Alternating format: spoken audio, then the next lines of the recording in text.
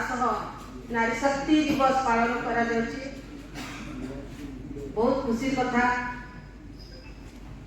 आमर भारत रे स्वाधीनता संग्राम रे क्रांतिकारी रे पाई जेते सब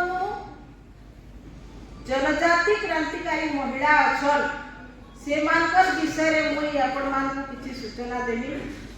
किंतु मुई पहला आसे देखली जे राजमाता अहल्या देवी होलकर कर फोटोटा जेहेतु लागि छे तांकर विषय रे भी किछि कहबा के मुई चाहली। केते जे नारी केते अछन हमर भारत रे केते महिला कर योगदान रहिछे तार सीमा नहीं। एंता हमर महियसी महिला रहिछन जे माने कि निज पुत्र के मृत्युदंड देवार धैर्य और साहस भी रखुछन। और एंता महिला भी अछन जे माने कि निजर गर्भस्थ शिशु के भी राष्ट्रभक्ति लगी बलिदान देवा लगी चाहिछन।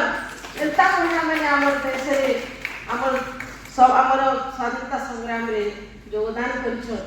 हमर राजमाता होलकर से जणे राजकुमारी नहा से जणे साधारण झियो किंतु ताकर ससुर मानराव होलकर जते ताकर समाज सेवा देखिले गोटे मंदिर रे से गरीब लोक मानकु भोजन दउतिले सेटा देखिकरी से ताकर पुओ पाई से ताकू बाछिथिले आर ताके ताकर बहु करी आनिथिले। आउ ताकर संस्कार भी थिला से शिक्षित भी ताकर बापा भी शिक्षा देथिले किंतु से आसी करी ताकर सही टाइम रे ताकू शिक्षित करिछन।